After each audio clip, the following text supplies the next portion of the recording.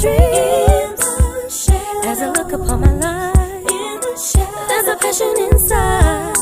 Heaven knows I'm living my dream. Good morning, and welcome to another Thursday with Talk with Joan. And I am your stand-in host, Evangelique Adams, and we are back with another Gab Fest. It's been a while.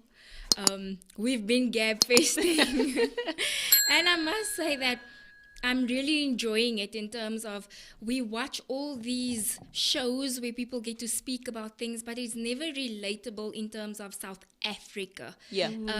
And the ones that is in South Africa that's big and making it, it's not women. It's men speaking about their issues, or it's celebrities or something, but not really for your everyday kind of people. Yeah. But we are excited to be back for another show.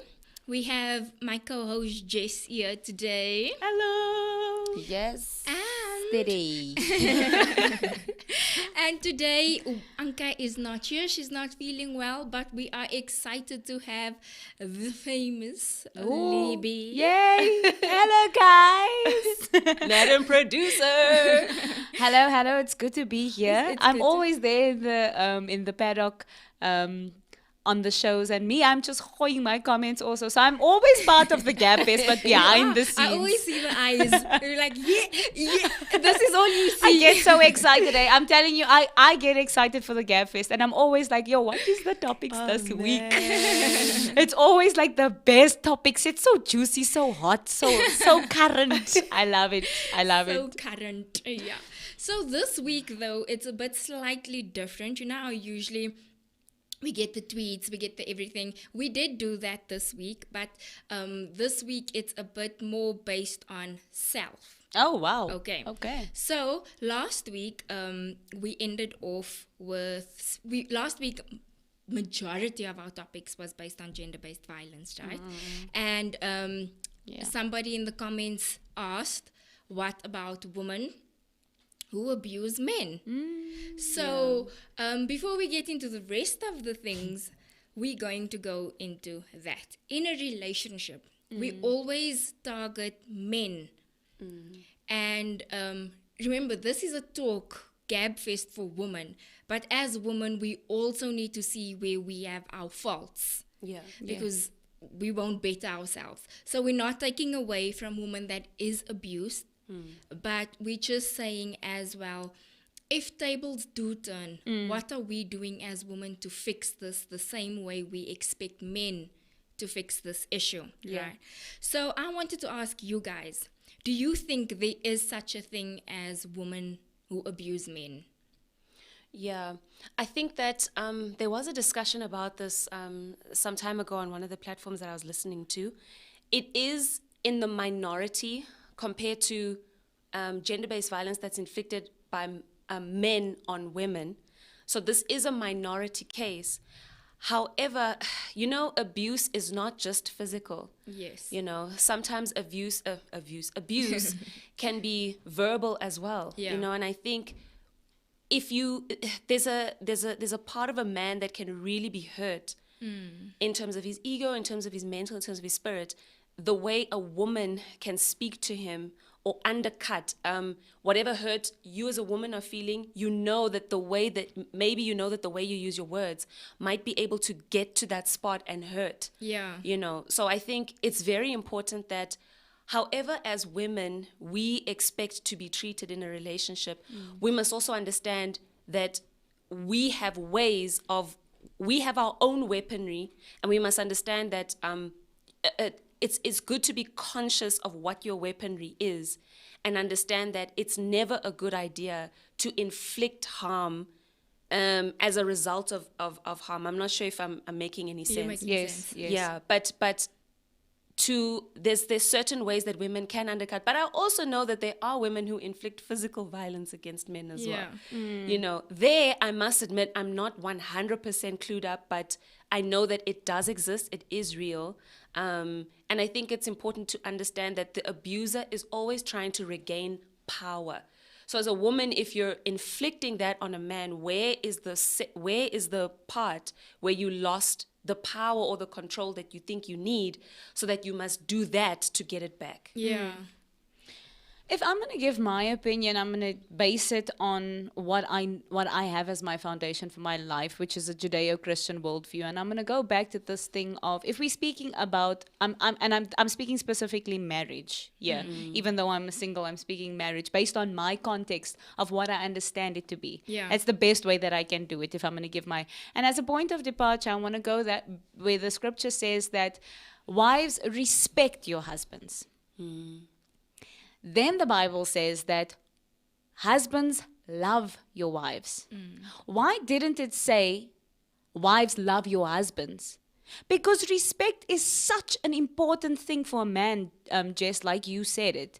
You said that it hurts his ego, it hurts his pride.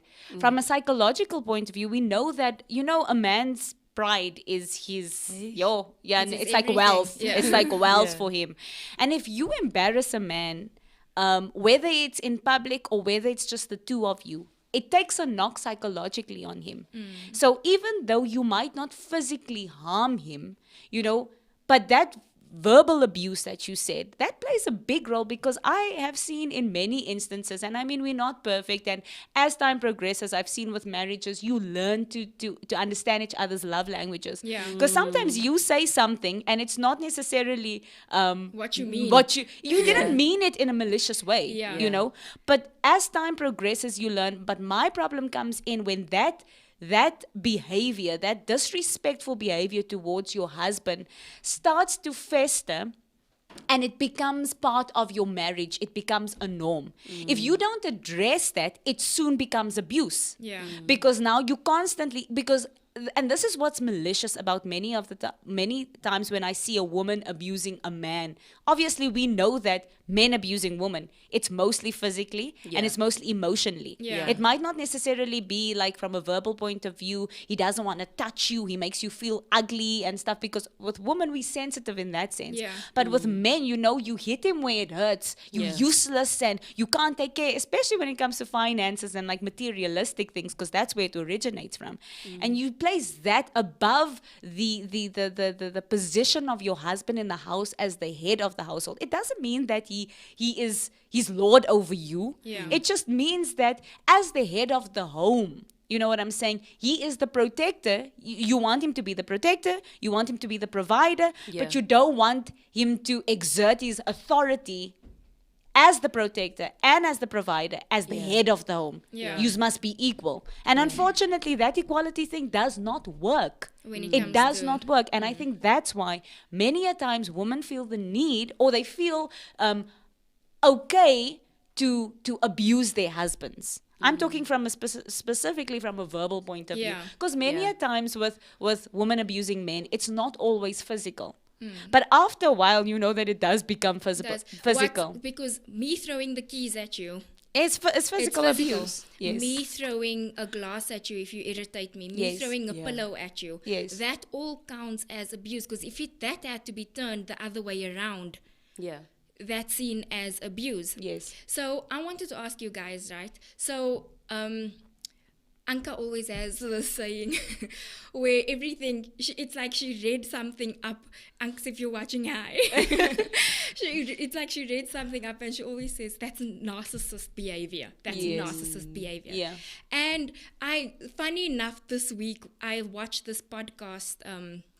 I started loving this Lewis House or something like that. His podcast is really good.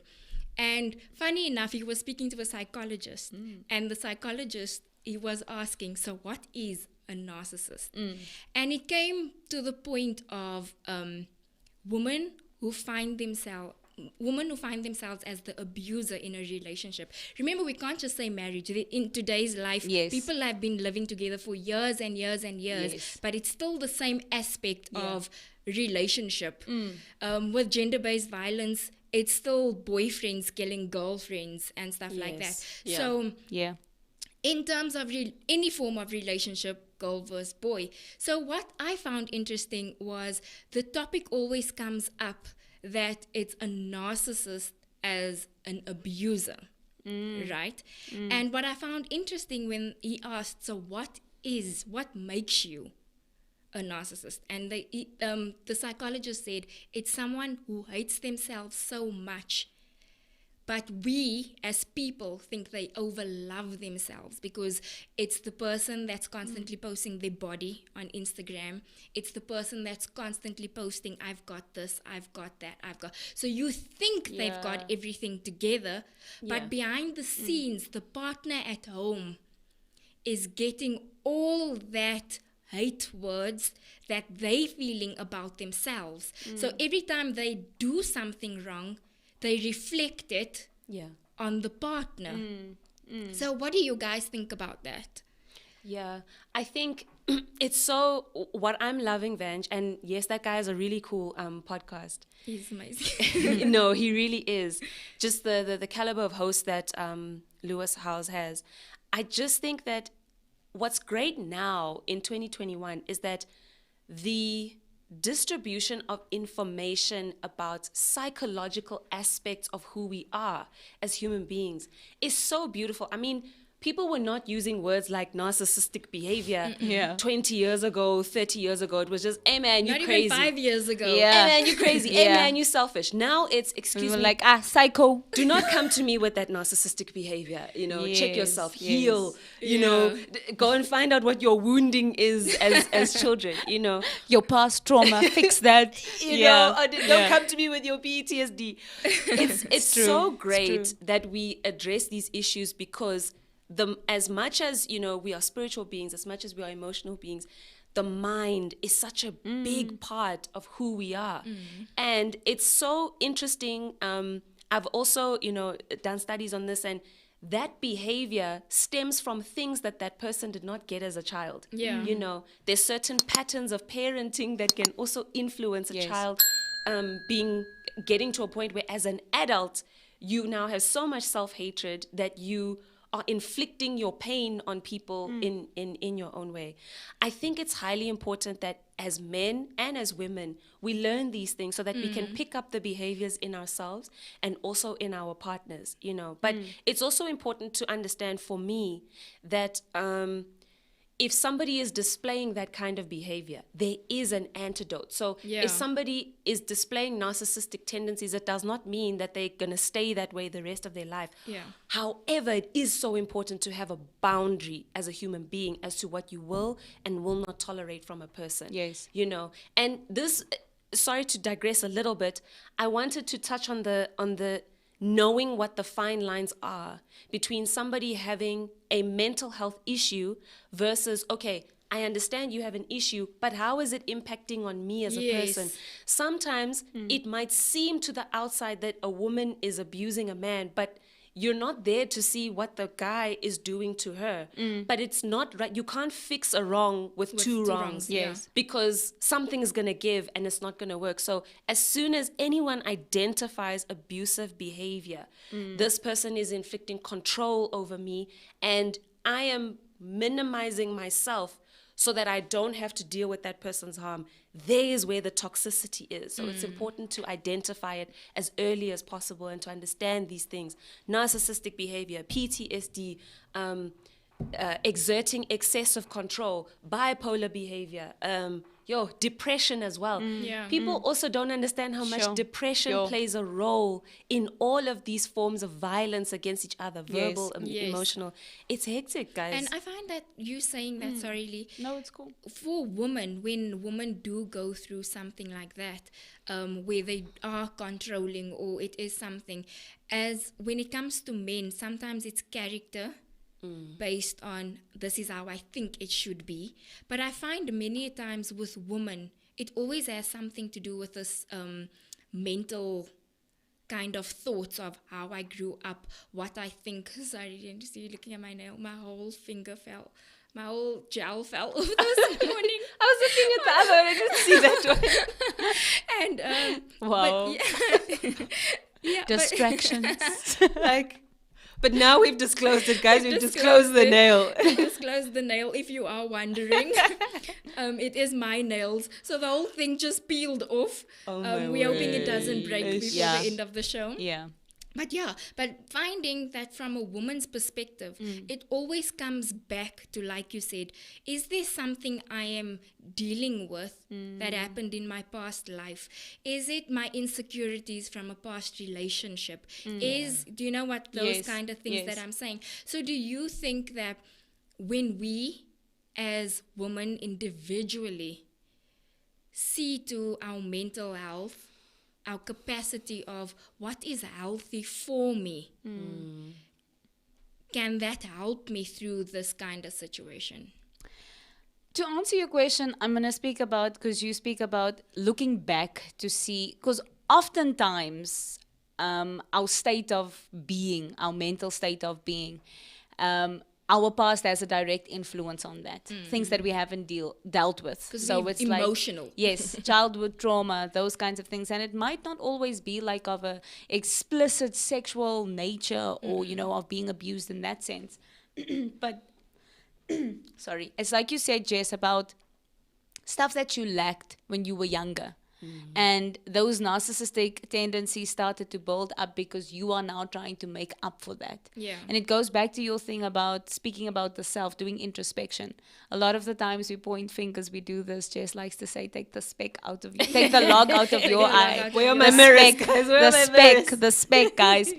And the problem for me comes in if you don't deal with it, and this goes for all of us, because a lot of the times, I think all of us has traumas. It might not be now to the extent of Yeah. how you would, it's not tragic. Let me put Yes. it that way.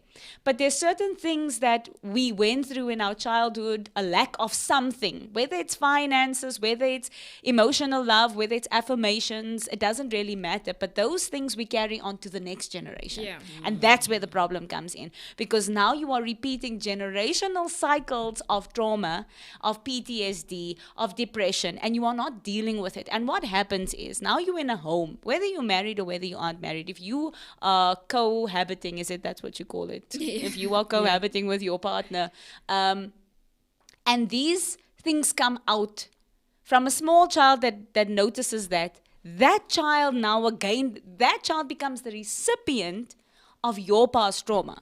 And so what happens is the cycle continues and continues.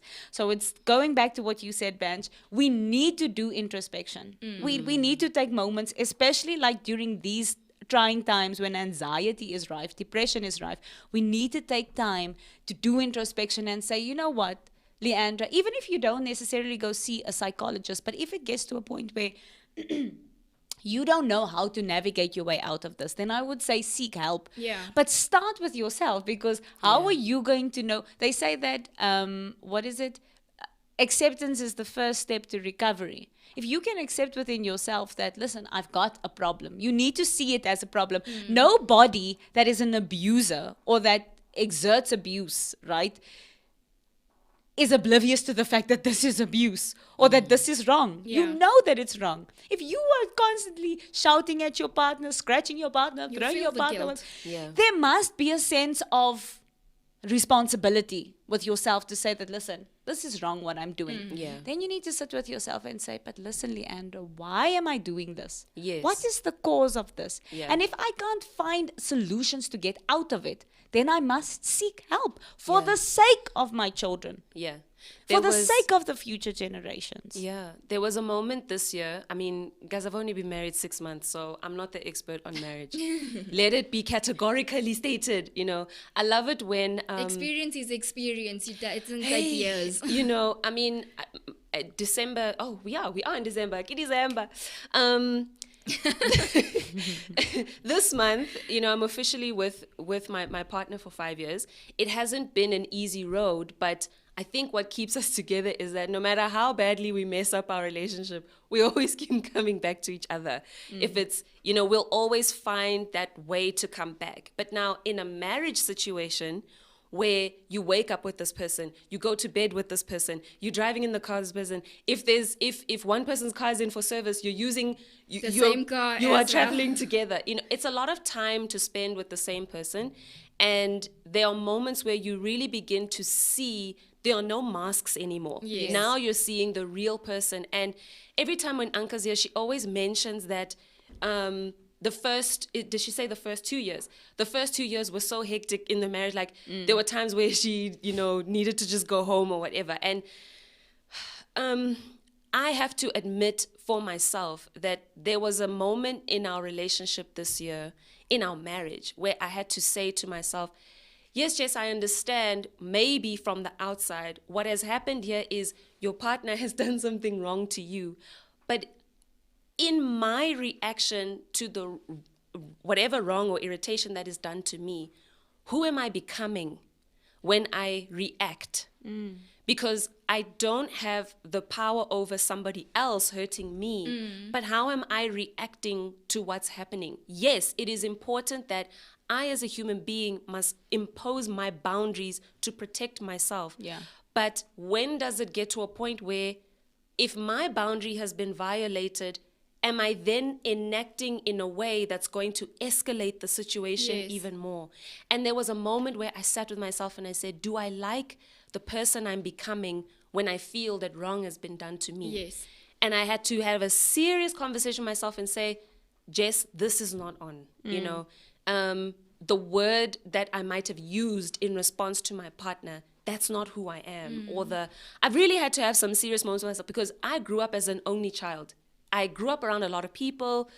I had a lot of cousins around me. I had a lot of it. But I always had those moments where if I don't like something, I can always heal alone.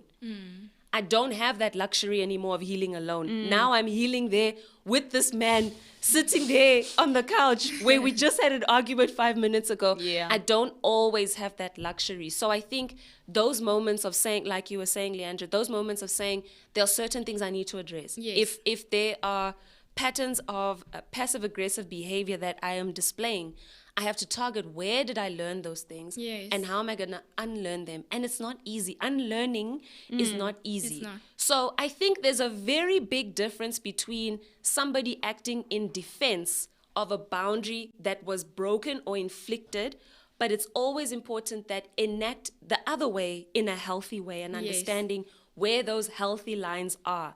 It's not easy and we're all not perfect. But as Yeah. an individual, you will know when something is a problem, So, yeah. And And if you- you don't know when something is a problem, That's listen the to the thing. people around you. Yeah, Yes. I was about to say, Yeah. because what if the things that you learned it as Yeah. being Growing normal? up in Yeah, your be- own home, be it was normal sensitive. in But your own home. I love that you said that. Listen to what people are saying around you, because Yeah. sometimes, I always look at it like this: if you are constantly getting into drama with people, maybe you are you the the problem. problem. Yeah. Yes. Maybe you are the Yeah. problem, because always say it can't be.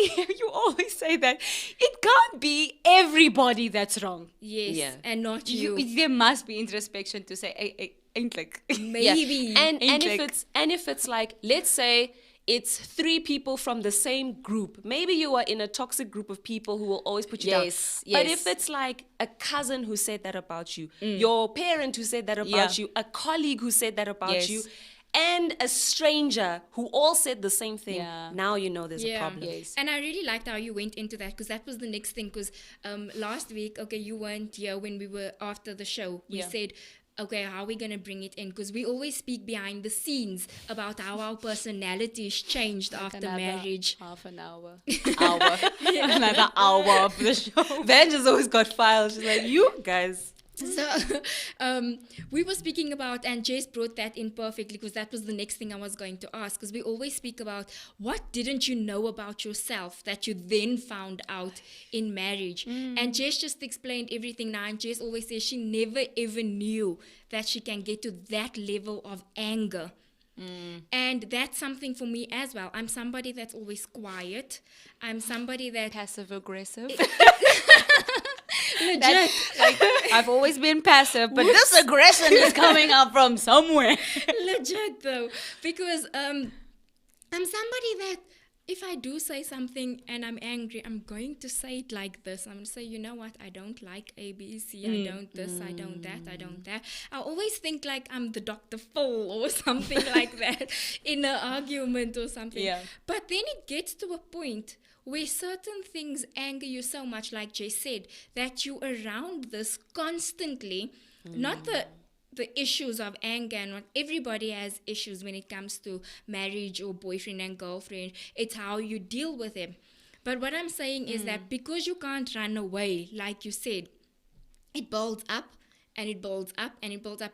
And when you eventually say what was on your mind all this time, it comes out so wrong that your anger bursts into something that afterwards I find myself crying and I'm like, did I really do that? And that's not only in my marriage, that's with my kids as well. I get to the point at I can't believe I just said that to my own child, or I can't believe that I just treated my child like that because I'm frustrated right now. Yeah. And it gets to that point where you have to think, if this happens again, how am I going to deal with it? Lee, I want to ask you, not from a marriage perspective, you lived alone, because I also found it before marriage when I stayed in Durban, moving back home. Yeah. That form of freedom that Jess was speaking about. Going back home, it was very difficult to have curfew times again, to where you are, I want to lock, I want to put off the lights and those kind of things. It's more or less the same thing. Yes. You living alone for such a long period of time, going to work, doing you, going back home. How did your personality change after living alone? Yeah. And then going back to a house with your parents and a sister? Yes. So I love that you bring up that scenario because, like you said, I can't necessarily speak from a marriage perspective. But in just general relationships with family, I mean, the people in your household that you live with all the time, you know, what I've noticed is that because of the boundaries that we don't set, even with our parents, even with our siblings, because we think that we can't set boundaries with our parents, that's disrespectful, you know? Can't set boundaries with my sister, she's my sister. But if you don't set those boundaries, and when you move out and there's no boundaries anymore, like you were saying, you're living alone, there's no boundaries anymore, there's this freedom. Coming back, you realize, but I should have set that boundary because now I'm so used to the freedom. Coming back, there's certain things that my parents do that I don't think is okay. I think that they can address it in a different way. You know what I'm saying? And now I'm like, but ain't like, I lived alone. You know, I have that mindset like, you can't speak to me like that. Yeah. I'm an adult now. Yeah. And so what you do is, because you haven't addressed it in a constructive, effective, respectable manner, now all of a sudden you lash out. Yes. You become rude. But it's things that have been bottling up over the years. And I think that happens even in families with cousins, you know, because you haven't set those boundaries with your family members. You are responsible. We have to take responsibility. Like we said, you can't always blame someone else. Yeah. You have to say, but Leandra, why didn't you set that boundary? You should have said it in a nice way. Listen, man, the way you addressed me on this, I don't like it. Because there's one saying that says that you teach people how to treat you. Yeah. If you just allow anything, you can't get upset or throw your toys out of the toy box or out of the cot if people treat you the way that you taught them to treat you. And I think that again goes back to self-awareness more than self-love. Because a lot of people talk about self-love and that just becomes selfishness and narcissistic behaviors all over again, you know, because we take that out of context. Yeah. But self-awareness, if you are aware of because living alone, I finally discovered in this old age, I would say old age, because it's past like the 25-year mark, you know what I'm saying? But in this ripe age before 30, I like that word, ripe. That's when I realized my likes, my dislikes. Yeah. Previously, it was, we all living together. I can't have likes or Likes or dislikes. dislikes. That's going to be selfish of me. But living alone, I realized that it's okay to have that. And understanding what that is. I think that a lot of the times people lash out because they don't understand that. They don't understand, what do I actually like? What Yes. don't I like? What are my needs and what are my wants? You put things into perspective when you're alone. And now when you start living with people, so I just want to put it out there, you know, when I do get married, I'm going to be such a great spouse because Yes, I've girl. already figured those things out. I've had time to do that. It took some real trial and error. So brother, you better thank God you came late because, you know, you would have dealt with Godzilla. No, true story. Lee has Yeah. changed so much, guys. Yeah. Lee has changed so much. I have. But I want to end that topic by saying, I want you to think this. This is what you deserve. And Okay. this is what you should give, right? So it's a quote that says, your intimate partner is a massive decision in your life. Make sure you are with someone who brings you peace versus problems, is joyful when you win versus jealous, pushes you to grow versus pulls you down, takes responsibility versus blames you for everything. So in a nutshell, we basically just spoke about all of that without me even reading it. So we're not even going to touch on that in terms of a topic. Yes. But I feel like that finishes that piece off so well. Rounds it up. Rounds it up so well. So, okay. So going back to Lewis, right? Yeah. You did a podcast with, what's the twins, the one twin from Sister Tamara. Oh, yes. Tamara Mowry. Have you watched it? I haven't watched it. It's either Tia Tamara. I don't It's know. Tamara, but I Okay. don't know her surname. Maori. Yes. Maori. Maori. Okay. Maori. Tamara Maori. Okay. So he was speaking to her about certain things, and we're speaking about self-introspection, right? Not Guys, only, I'm mirrors for real. so not only if you are the abuser, this is just in terms of general yourself as a person, right? So she says, so the whole thing was, a section of it was, don't let social media affect your self-worth, right? And then she says, with the algorithm change, remember Instagram's algorithm does this. Yeah. So this is what made her realize that she has a problem. Okay. So she says, with the algorithm change, I didn't realize that my self-value were in those likes. Because when the algorithm changed, her likes halved, right? So I want to say, she also mentions that don't just say, oh no, likes don't bother me. You actually have to mean it. Yes. Right? What do you guys make for you personally with social media, right? We put this not always a front, but we now say we're using social media for business. But in terms of you to look like your business is successful, you end up putting up a front all the time that things are going great. Yeah. Things are. What's your guys' thoughts about that, and how do you think that does actually affect self-value? You're looking at me, I'm looking at you. Because this topic is really, for me, the topic, this conversation can go around in circles all the time. Yeah. Like we've heard about the fact that, and after a while, if we were to look at the stats now, and we were all supposed to go, and we all go for psych evaluation, right? Like a serious psych evaluation, we will find that as much as we try to deny it, but we fall in that category. A lot of us. If you have I've somehow, never denied it. somehow the system was built in such a way, and I mean, we've watched some documentaries. What was that one documentary on Netflix? Can't remember the name, but it was about the social experiment, I know what you're basically. speaking about. Yes. Right?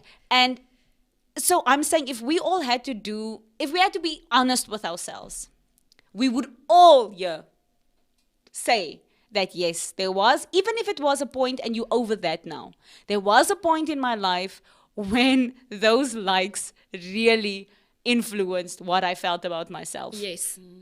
And that's the reason why people will delete photos. A If it new doesn't trend. get enough Exactly. likes. A new trend is might delete later. You know what I'm saying? It's almost to say that you're making excuses for the fact that if you don't like this and you don't approve of it, I'll delete it because it's not good enough. It's like we're putting those kinds of things out there. And it's true, like you always say it, Vange, especially like these bloggers, these influencers, you only see the good parts. And after a while, psychologically, that has an effect on us because if you are only seeing the good side of people and start your life questioning your doesn't life. even percentage-wise match up to the good 10%, 5% of people's life is on Instagram. That's what I'm saying. You don't see the behind the scenes, the messy room first and foremost. You don't see the fact that actually I don't have money to go buy this thing that I went to go buy, but I'm buying it for the sake of posting because I need content. Yes. And I've seen so many times some of our most famous South African influencers, beauty influencers, has come out and said that they suffer from terrible anxiety, which was never there before. They suffer from depression, and they had to take that sabbatical, if I can put it that way. Just a break from social media, the detox. And I had to do that. Speaking from a personal point of view, I had to detox from my life, even though my agent was like, Andrew, you need to get back onto Instagram because, the casting directors and stuff, they're checking your gram, girl, they want to see. But if I had to put my self-worth in my numbers, it would have been so bad. It would have been so poor because I don't have good numbers. Just want to put it out there. If you do want to follow me, please I'm joking. But I had to sit with myself because then I was like, should I buy followers? Should I buy likes? But then you're also sitting with that issue of now you're getting the likes, but you're constantly thinking how many of this is real. You need more though. You always need Because more. now you're loving yourself. The dangerous thing for me that I've seen is the extremes that we are willing to go for a like. Yes. Because come on guys, let's be honest. Okay, let's just throw it all out on this blue table over here. Now it might not be red table talk, but this is the blue table and we are throwing it out here. The more flesh you show, the more likes is attached. That's bottom line. That's actually the bottom line. sexualization of social media. As you go into that, the next point I am asking, so you can answer that as you speak. Yes. How far are you willing to go for the likes? To conform to the trends just to be seen? And I'm talking men and women alike. I'm not just talking about women that expose their bodies. I'm talking men and women alike, the great physique and getting into shape, showing this part of your body. It's all sexualized and sex sells. That's the bottom line. And we've seen it on social media. And now you feel the pressure and more young people, this is the thing, more young people are looking at these influencers and saying, okay, so that is how I'm going to get the numbers up. And you see it all the time. There's no denying that. And my thing is, that's the thing. How far? I don't know. For me, as a conservative, you see how I'm dressed. I'm not willing to go far at all. Yeah. I'm not even willing to, like, because I'm afraid of where that might lead me. You know what I'm saying? And so, but hi guys. In terms of how far you're willing to go, for me, I'm not even gonna attempt. My friends, there's you'll have different friend groups. There's this one friend group where I have a friend who's always in the know about everything, the new spots in Joburg, which influencers doing what, and she works in marketing. So it's basically like in line with what she does. Yeah. But also it's just part of like who she is. So she'll always send us like these things from social media. And there was a time where we were talking about, and I won't mention her name, a really big social media influencer. And man, I was looking at these poses and for 2 seconds, the first question I asked, because I'm a producer, I looked at the things and I was like, who took these pictures? Because yes, you're in whichever European country living your best life, but you can't get this shot yourself. You can see. So I'm looking at these shots and I'm like, who went with you? I was looking at this person's life and for a split second, I was like, it would be so nice for me to look like that in pictures, getting that, I don't know, or like lying across the pool and like getting all those nice pictures or whatever. But just understanding all the work that goes into that. That picture that influencer posted is probably not the first one that they took. They probably took a series and then had to, or the outfit choice, or the locations, or the whatever. And the time of day, girl, producer-wise, you gotta catch that golden the sun, hour. Do you know what I mean? You gotta catch that sun. So for a split second, then I looked at my profile there, and I've got pictures with my mom and my dad, and like, all I need is a picture with a dog, and like, I'm with Togozani all the time, or whatever. I'm at church. Yeah. And for a split second. Yes, I was come like, on, girl, preach it. how can I make Yeah, my thing a little bit better? You know, how can I? There was a time where if your profile had a theme of neutral yeah. filters or like those brownie, you know, I tried it. It worked with 3 photos, eh? It didn't. It was not consistent. you know, And and I must think all wear the same color clothes every day just to make it have that feel. Yeah. And to make it worse, I am from the entertainment background. There was somebody who once, I don't know where we were. No, it was one of the other producers talking about one of the other presenters in our team at the time. And he was laughing at the fact that that presenter had said, no, I can't wear this again because I took a picture in it yesterday. So I can't wear this outfit ever again. So these kind of things, you know, it's important to, I think, be aware, like you were saying, of those particular things. But if it gets to a point where it's affecting your self-worth, you know, it's really important to like take a hard look at that. There was a time where during my journey as a presenter, I was going through a lot of some not so great things at the time. And then I still had to take a picture and post it because it was part of the marketing of the show. And every time I go back to that picture today, only I understand what my day was really like. That at midday, I was in the car crying the whole afternoon because of what had happened. But for the lights, camera, action, going live, then you've got to switch back into live mode and then switch off again. You know, there are times where if it's for your job, you understand, but we can't live life day to day like this. I've found at times that I work in the social media space, but there are times where I have to switch it off for my own sanity. But I'm getting to this point now where I realize that I was on my phone because there's this lady, her name is Ash Parakevis. She's mixed race, and she had been known on social media for her curly hair. She started off blogging about that, but now it's gone into other things about lifestyle, etc., etc. She had such a deep post this week, and I was really touched. She had said that it's been a week in the emotional management program subsection of dialectal behavior therapy at the psych ward last week, and this week has been hard confronting her emotional issues. And she goes on to fully disclose every part of her diagnosis. PTSD, borderline personality disorder, OCD, anorexia, major anxiety and chronic depression, and suicidal tendencies. And she goes on to document her journey in this thing. And I said to myself, you know, for a moment, it was disturbing. It was disturbing because I'm not used to seeing that on Instagram.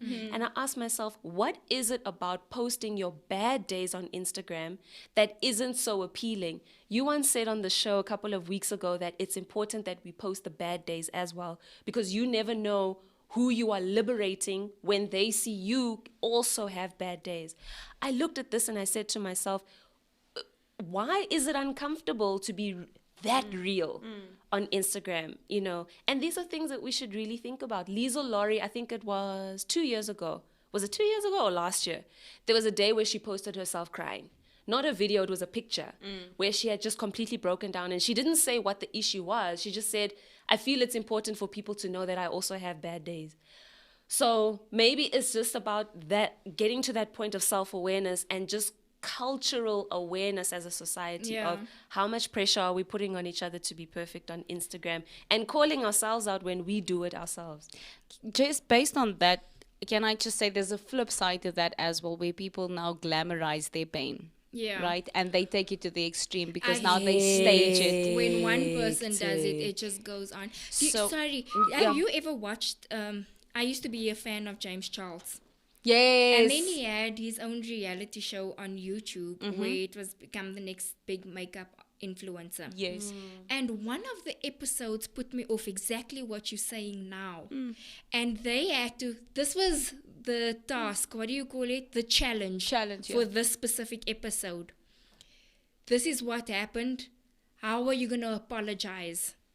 So it was like you did something offensive, and now you have to put on an apology video or something. Exactly. And they had to fake their crying. Whoever faked their crying the best and had the best apology that looked the most realistic was the person that won that challenge. Going back to, I know you brought up that Lisa Laurie now, but many a times when there's certain people like that, I look back at what else have you posted before? And that kind of makes me think, is this likes? Is it genuine? Is it genuine? Do I need likes now? Because in the same time, there was, what's that model's name that posted her crying? There was Hailey Bieber that posted her crying. It became a trend. Hectic. Yeah. And then that's when I question, are we now posting our cries because it worked for that person? Yes. Or is this genuinely a cry to show that this is how I'm feeling? When it's something like that you just read out, and it gives so much detail, and this is what I'm going through, this is what the steps that I'm getting to help myself. It's for awareness. It's for awareness. If you are going through this, try A, B, and C. It worked for me. But if you are just posting, that's why I always say, when I post, you must post it in a certain way that you leave somebody with still a positive outlook. Many a times you go through something and you just, you see that on Facebook. That's why I don't even bother going on Facebook. It's just complain after complaint after complaint, but there's no solution to it. When you're going to complain on social media and show your bad side, make sure you leave, this is how I got through it now that I'm past it. Or this is how I'm busy dealing with it. If you are going through this, try A, B, and C. That's my outlook on that whole stance, in terms of, if you're showing your bad days, show it in a way that's mature, not bad bashing anybody else. And then how are you dealing with it, and how can the next person actually learn from you posting that? For me, like that, in instant, like for instance, let's say you posting yourself crying or whatever, it still has to be staged in some way or the other. You can't tell me that that's the first picture you took and posted. You know what I'm saying? We won't know because we weren't there. But in certain instances, especially What if you have to guy live looks up best? to a specific, maybe the light, there was a shadow, you know, and you were genuinely in the moment, but you lose. Crying on cue, it's so difficult to do. And saying you have that to makes you think about in church, right? If you're really in church and you're praying and you're crying and you see this flash, automatically you don't know how to cry anymore. And you're just like, okay. You were like this. I wonder what we're eating tonight. It's true. So I don't know. This is what I would do, and this is what I have done. So I'm talking from experience. What I have done is I have detached myself from social media for the time that I was going through certain things. Because also, I've seen on Twitter, when I am emotionally charged and I'm not thinking straight, I just lash out and I just post what I want to post and I say what I want to say. And to what effect? Because afterwards, like Vance, you said that in the situation with like your husband and your kids, and you think to yourself, did I really say that? And the problem with Twitter, it stays there. The forget. receipts, Ice cream buddy. munch. The receipts. They'll never forget. The receipts. It lives forever. We just need to work on our EQs. Our emotional intelligence needs to go up. We need to get mature. Yeah, and I want to ask you guys, what kind of pressure does it put on you if someone DMs you, I really look up to you? Does that then also put pressure on what you post next? I think Good question. I will, and you also have to answer these questions that you ask, Van. I am giving my 10 cents we all also the want time. to know your take. I think for me, I'll talk about the pressure that I feel. And I think I've grown up with this pressure my entire life. It's always that thing of what I put out, what I really am. I have grown up with that pressure as a PK. It will probably be the defining challenge of my life. But when someone DMs me and says, I really look up to you or whatever, when it puts me under pressure is when there's an area of my life where I always feel I have to conceal something. Yeah.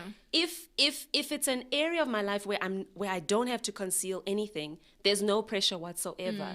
In fact, I think it's important that people see whatever good they see in the world reflected in you, and that's a good thing. I just think it becomes problematic, perhaps. Let's say, for example, someone DM'd me and said, "Oh my word, I really love you guys as a couple. Like, I love your marriage, I love you whatever." And we had a fight yesterday, you know. Those are the moments where I'm just like, if people really knew, you know. If it's so I don't it's tricky to say, Vange. There are times where I will not feel pressure at all. But if it's an area of my life that I'm still trying to heal in, or I'm trying to get to the other side of something, and somebody sees good in that at a point where I might not see good in that particular thing, or I'm struggling with something, then I sometimes feel that pressure that, okay, where am I at in this particular area of my life, or whatever.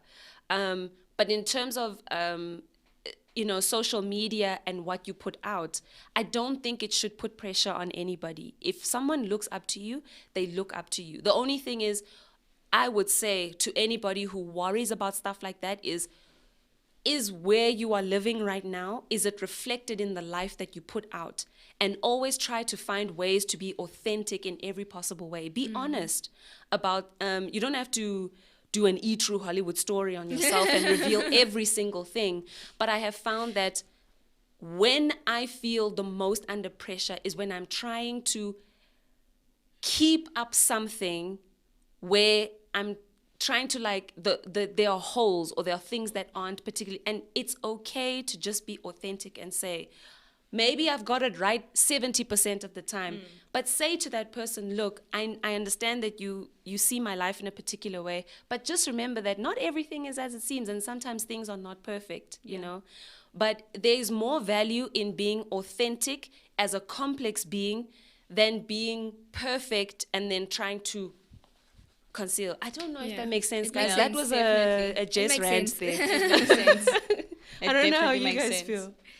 So for me, in answering that question, people have never, let me put it this way, like the DMs that I do get where people say, I look up to you, it's never been on a physical level, like, oh, because you're so beautiful, or because you post such nice photos, or because your family's nice, or whatever the case may be. It's always something to do with my character. So they will say, like, the way that you speak, for instance, right? Yeah. Those kinds of things is what people have commented on. So it's never been like a physical thing of, oh my gosh, you are so beautiful and I look up to you. Sometimes I get comments about my hair and I'm really grateful for that, but there's never pressure for me to perform, because early on in my life, and also especially like being in the industry that I am in, I had to make this decision to always remain Leandra.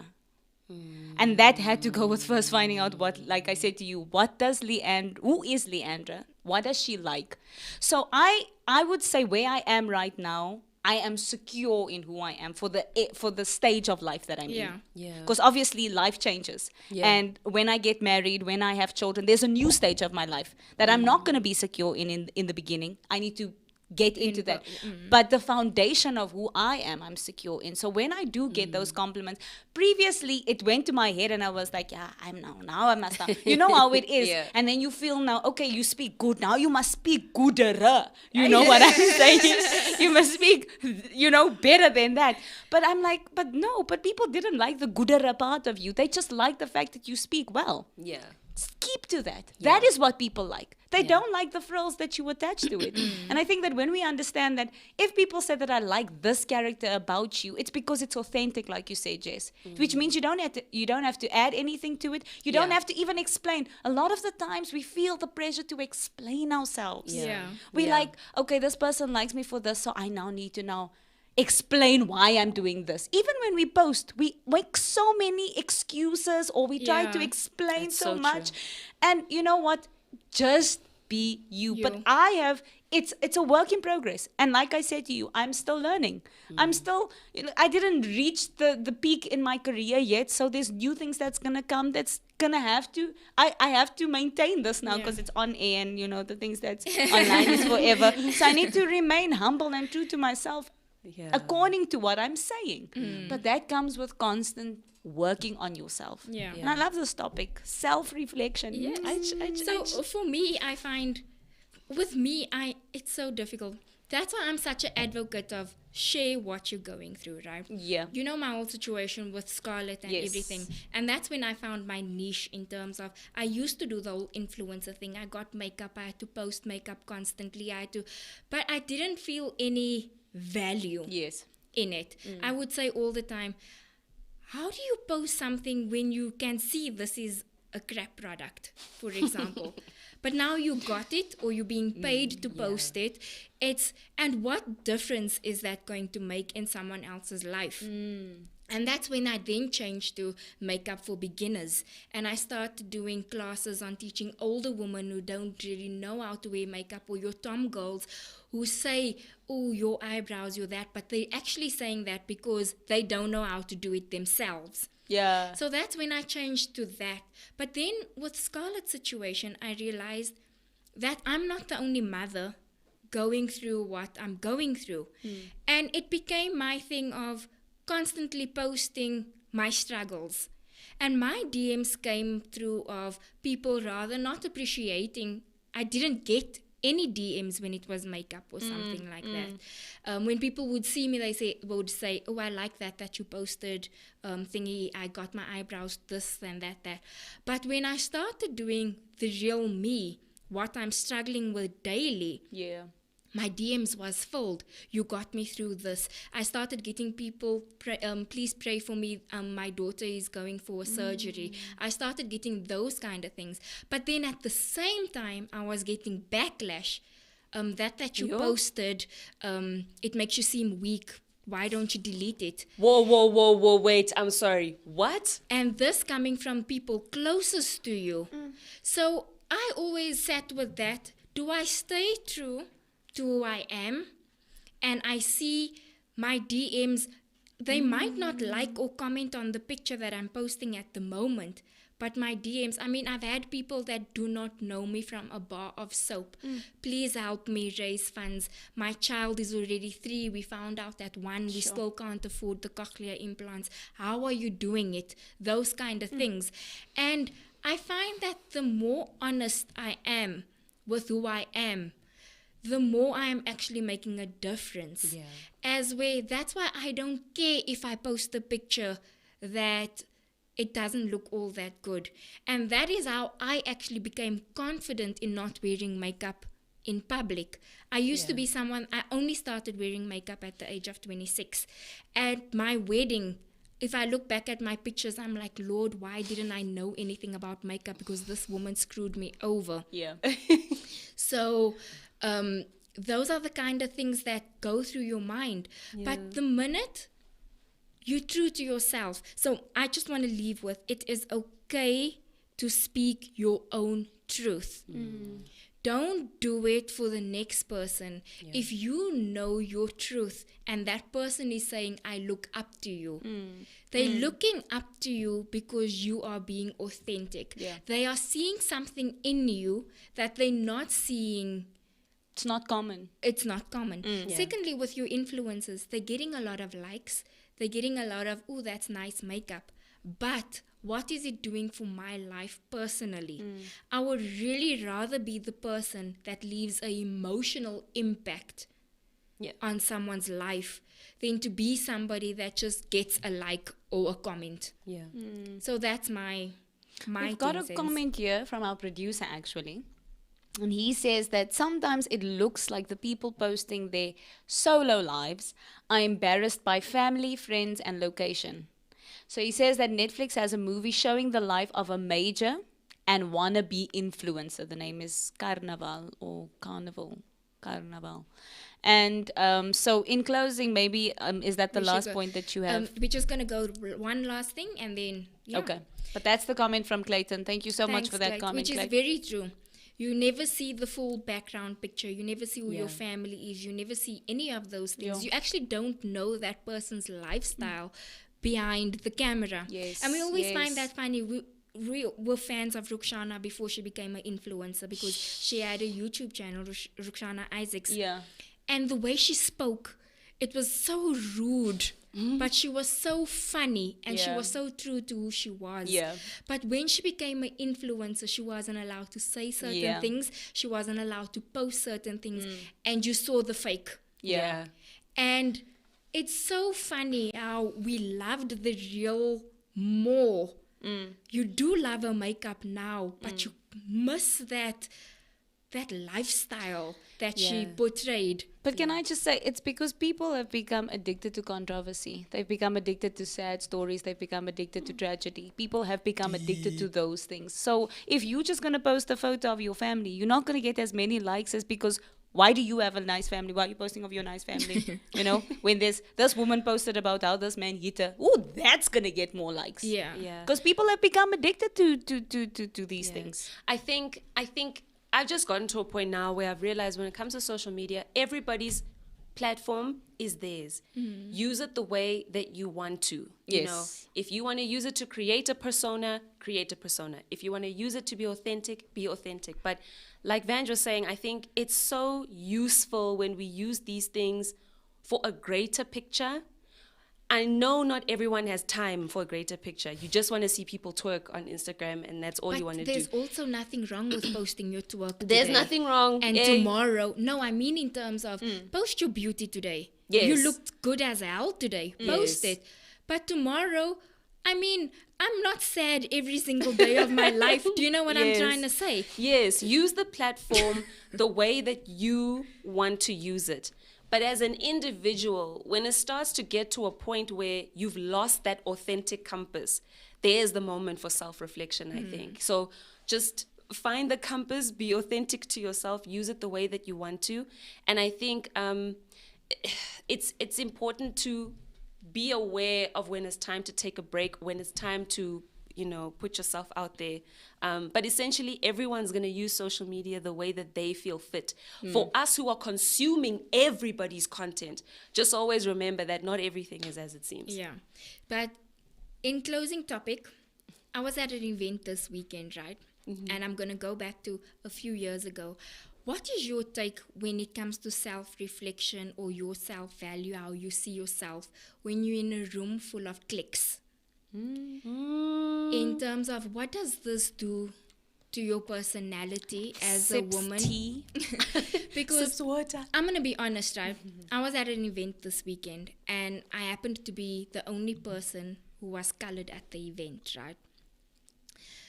Honestly, there was white people there and there was black people there. The two white people that were there were the speakers.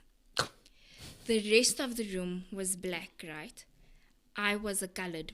I'm a minority in the room based on the fact that in everything we do, you know, I always speak about even with, look, Miss South Africa, it's 3 black women. Woo!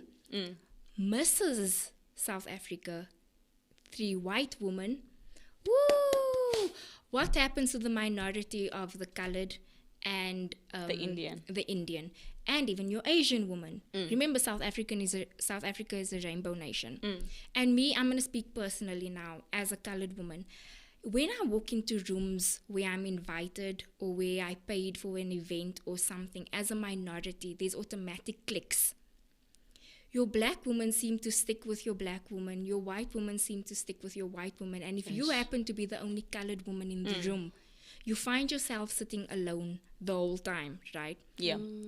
I was at the table of women, and obviously I try my best to understand Zulu, for example, because of Ashley's background and his family and stuff like that. When they speak, you know, you also want to know what they're saying. But I found myself at a table. This is an event for all women. We all paid to be there.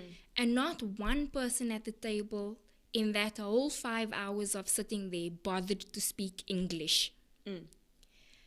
I want to know not only cliques when it comes to cliques of friends, Yeah. but in a room like that, I'm not going to lie, I'm usually somebody that is confident in my own skin, especially when I'm wearing something I feel confident in, when I know I look good, Yes. and when I came because I came for a reason and a purpose. Yeah. But when you're in a room like that and there's so many cliques, for me personally, it puts a dampen and you start questioning who am I? Do I deserve to be here? Am I worthy of being here? And it goes back to certain things in South Africa where, as a colored woman, I am minority in every room. Yeah. What? Okay, Jess, you're coming from both sides. So you could even get it more because you always say in many areas you're not black enough, you're never white enough, you're never this. And I mean, that's for any colored person as well. Yeah. What is your guys' take on those kind of clicks? What does that do to your mental wellness? You can go there, Jess. Okay, I'll take it back to a moment I had in high school. Vanj and I are from the same high school. So I remember I had gone to a primary school that was predominantly your average South African, but there were all races there. But it was mostly like the school was going through a transition. But anyway, I came from a background where I felt like it's inclusive, everybody is. Walking into my high school, I was not prepared for the amount of cliquery. But again, I'm in grade 8, so I'm a teenager. But this was my lesson. Guys, I hated that school so much. Yeah, This was that's my Vanjie's trauma. and we were in the trauma. same clique, so yeah, more on that later. But my lesson in cliquery came when I walked into a school with a religion or a denomination of my religion that I completely did not understand. Yo. So there's already those cliques. Amen to that. It was a school where it was predominantly one specific race. Most of them also being affluent and being wealthy. I mean, the cars that would drive into the school, oh my word. It was a complete culture shock for me. Also to know that I live in a country where I know the race groups that I represent, there are so many of them, but in this space, I am not the majority here. It was a massive culture shift for me. I remember after the one mass, I think it was the 3rd day of school, I ran to the bathroom and I cried. I cried. Sure. I cried and I didn't realize how loud I was crying. And the PT teacher knocked on the door of the toilet and I was like, I'm busy. And then she's like, okay, I'll wait until you come out. And when I opened the door, it's a white lady. And she said she was basically trying to help me understand that everyone will always, there'll always be moments where we feel excluded.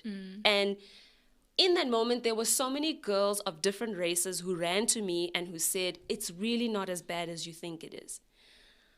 It was bad. And that was how I met the person who established our whole crew at school, right?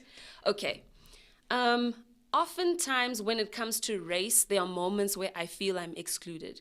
When I was a teenager and I'd be on holiday in Cape Town and we're at a beach where it's just the massacres, it's just now all the colors, you know, my skin was dark. I identify as a partially colored person, but on this beach right now, people wouldn't necessarily, I felt, take the time to get to know me because maybe I seem like I'm black and you guys are having a nice time as colored people here on the beach. I have been saying... Which beach in Cape Town were you at? Because it's predominantly white also there. But you were at the Kasi beaches. You didn't go to Camps Bay because No, it was not Camps Bay. It was the side of Camps. Anyway, moving along. Topic for another day. You know, I've been in spaces around black women where I am, or black girls where I'm not, there's always that question of, but this hair does not look like ours. And I felt excluded. When it comes to language, I've had a moment in 2009, where I had a breakdown with my mom and I said to her, Mom, it's like for the first time I'm realizing that I am from 2 completely different racial backgrounds and sometimes I don't know what to do. And my mom would say to me that in your uniqueness, always find a way to be curious of other people. If you feel like you're the one other in the room, try to, and then again, this might not help an introverted person who also feels like, but people can also talk to me. Whereas an extroverted person, you're sensing and you are bringing yourself out. Introvert, you're experiencing in a different way. Yeah. I understand all of that. But I think it's difficult, Vanj. It's difficult because right now we're at a time in the world where everyone is sensitive about how we are perceived in these rooms and how we are included. I cannot speak necessarily to that experience because also, Vange, that was correct me if I'm wrong, it was a pageant space. But this is in everything. If I go to Yes. business things as well, Yeah. I'm always the only colored person sitting at the table. If Yeah. there is 3 colored people, we're not at the same table. Yeah. Yeah. I have noticed ways that women exclude other women. Sometimes it's an unconscious bias. We gravitate towards what is familiar in the room. I feel like if that's always happening to you and you don't like it, or to anyone really, it's up to you how you want that moment to go. If to you it's like, you know what, everyone's in their cliques, I want to get to know everyone, I'm curious about the women who are here. If you tried and you're getting that, then that was a really horrible space to be in, and I'm sorry. But if it was a room where if you try to engage and people welcome you, then it just means that, you know, everyone's a bit nervous and you can get to know everybody else. However, if you tried and people excluded you by language, or they excluded you just because of how you looked, then that's that's not nice, you know? And being a colored woman who has to experience that a lot, that speaks to certain things in our society that we need to make right. Because it's not cool to just be like, yeah, she's that race, so I'm not going to talk to her. We're going to have this, and use that as a power tactic to make you feel. Also, Van, you must understand, there are certain, what's the word? Ooh, I hope I'm not taking too long. There are certain insecurities historically that black women feel about colored women. You might be sitting there thinking, yo, everyone's excluding me, when really there are insecurities that they might feel about you. So that's where I'm saying those moments of openness are so important.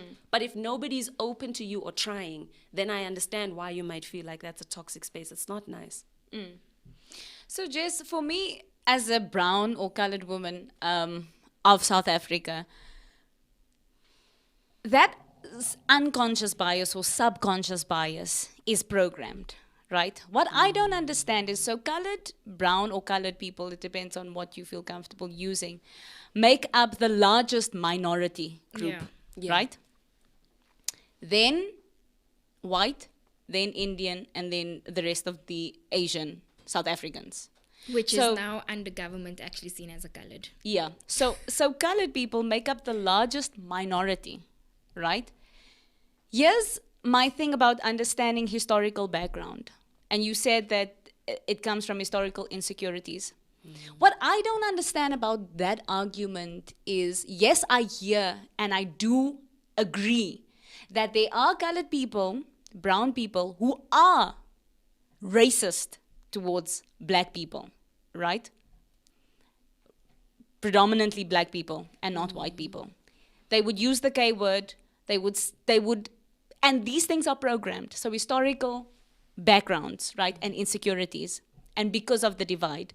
What I don't understand is how a black woman specifically can have more respect for a white woman than a colored woman, because you say that colored people got it better, but you overlook the oppression from a white person.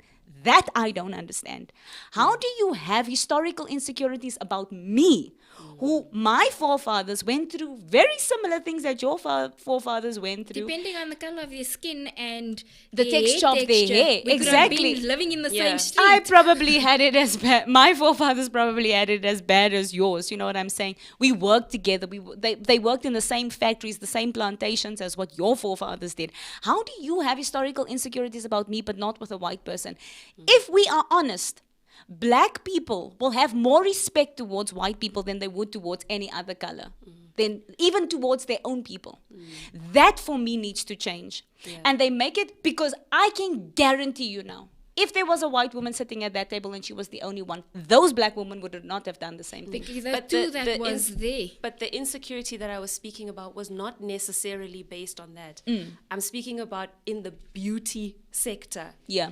There And is keep a- in mind, I'm just using that as an example to how I brought the topic up. Yeah. Yes. But in any room, Yeah. I want to know how you guys deal with that. Yeah.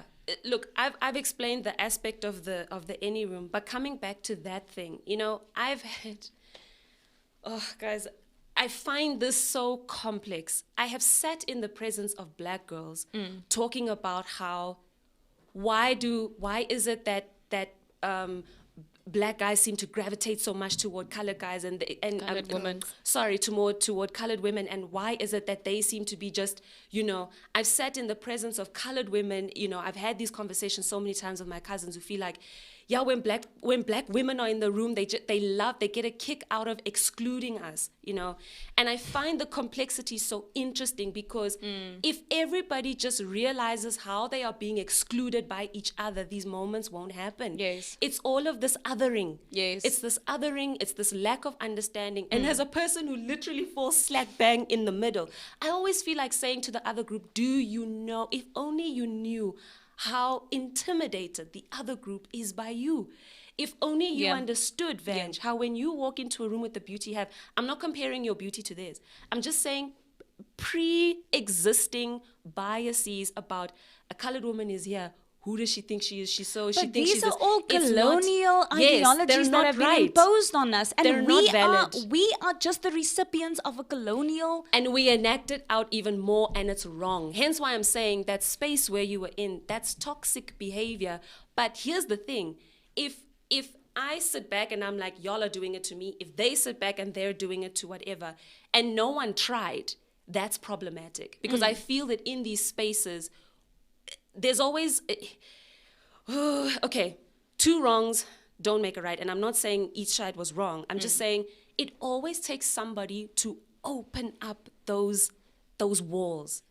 And here's what breaks my heart, is that a lot of the times women leave those spaces and no one tried to break the wall. And then you leave there feeling like, okay, these people really don't like me. Okay, here's my personality. My personality is I'm going to speak wherever I am.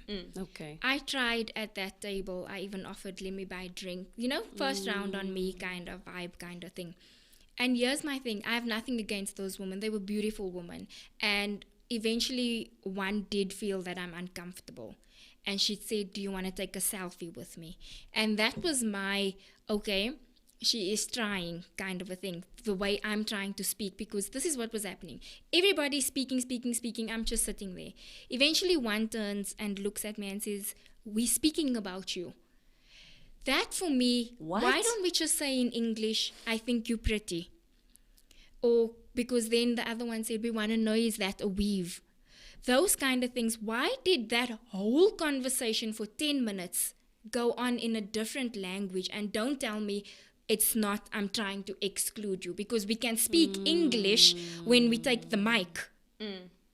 Because let's be honest, when one takes the that was mic, we toxic, don't go and do that. But then I realized also that cliques is just generally formed like that, right? I find that if you, in Mrs. South Africa, for example, myself, Candace, who is Indian, and Chantel, who is colored, automatically became friends because at every function, we were always you sitting there, right?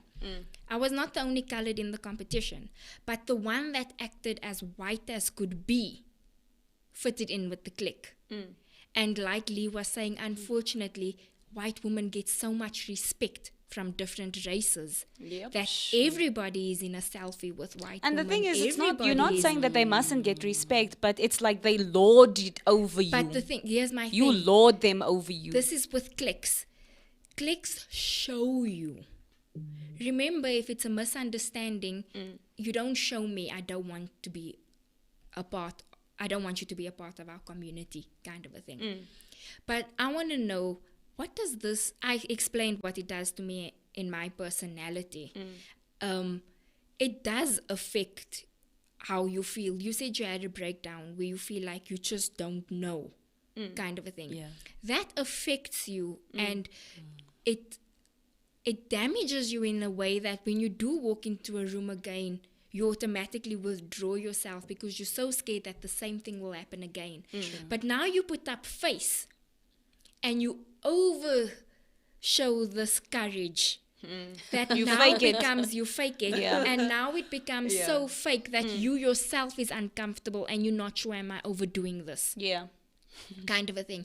We don't even have to go to different races. I'm going to be honest, in our family, right? If I don't take a selfie with my cousins, I'm not going to be on anybody's status.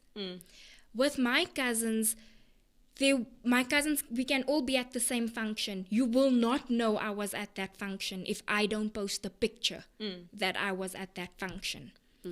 I'm saying this is something we as women also have to work on. Yes. Right? We need to get to a point that, I don't know how to put this, but like I said, if I don't take a selfie with someone, if I don't take a selfie here with us today now and say, let's take a selfie, there's not going to be a selfie. And my personality deals with things like that, that if I don't do it, it's not going to happen for me.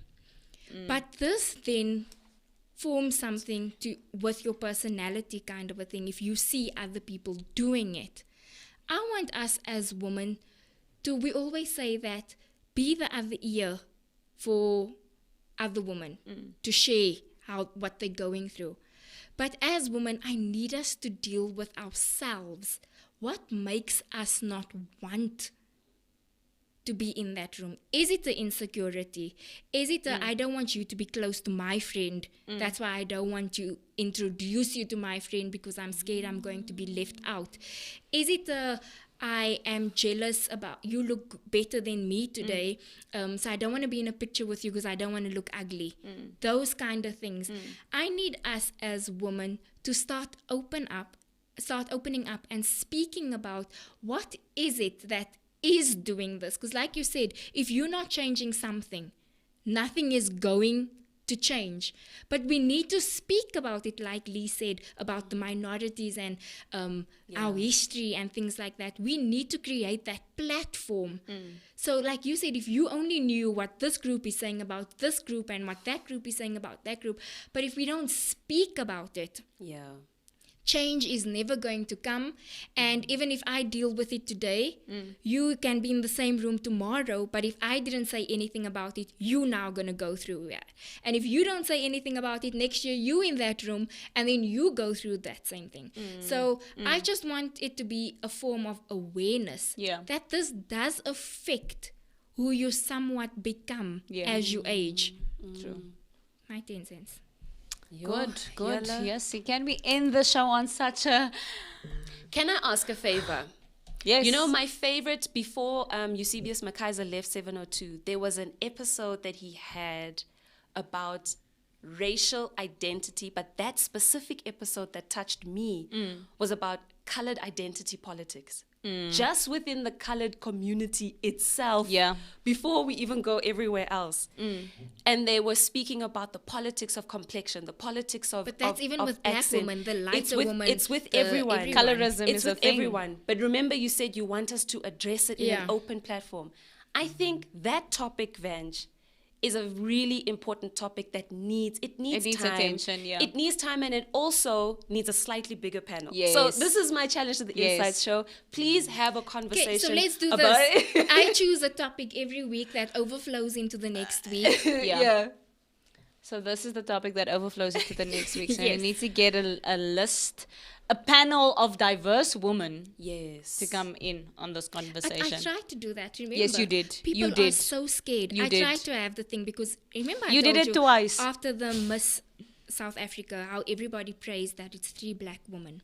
But in the background, the minority of the other races were saying, if it had been something else, what was it going to be?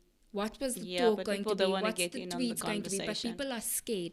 So people are willing to DM me their opinion, but they're But not not willing own it to in be on public. the show. They want to be anonymous. And I feel like that is something we need to deal with, because I'll never forget, in Alan Busak always says, the biggest mistake that we're still sitting in racism right now is that Mandela addressed the races in his speech when he did his whole speech, and he did not say we are equal. He still mentioned black, then he still mentioned white, and he went to Indian, and that still caused so much division, because now everything was equal, but you still mentioned each race and category. And in his book, he speaks about that. And I think that is something we can speak about because we're still struggling with racism in South Africa. Whether it be a white person feeling that BEE has taken over, whether it be a black person that's still trying to get what they feel their people have lost. Because we can use Mandela's name for racism, but we can't use Mandela's name for other things. And colored people that feel that we were the question, we're not just black and white. And then Indian people that really feel like, guys, you guys are all fighting. What about us? No, it's kind of serious. a thing. It's very serious. And I feel Everybody feels grieved. everybody feels grieved. And everybody is grieved. And as women, I feel like they say we are the change. And I feel that if something like this is to happen, it's going to happen with women. Yeah. So I challenge the Inside Show to have a special episode just about those politics of, racial experiences, particularly among women, the fair, the unfair. There's more unfair than fair. And I'm using fair. Excuse the pun. Excuse the pun. But it's highly important because at the end of the day, anything that keeps us, sorry to sound kumbaya, but I'm always an eternal optimist in the sense that you just don't know what's on the other side of the wall that you're putting up. So I'd love us to break down our walls. So I leave that challenge with you guys. And I'm here for that episode if you want to have it. Thank you. Thank you so much for joining us. We had a hell of a lot to say today. We went over time. Clayton even gave us a plus 10 minutes, and I'm sure we went over that plus 10 minutes. But thank you so much for joining us today. I know everybody dropped after our full hour was finished, but hopefully you go back and you watch. Thank you so much for watching. See you next week. Bye. Bye. In the shade, as I look upon my life, in the shade, there's a passion inside. Heaven knows I'm living my dreams. As I look upon my life, in the shade, there's a passion inside.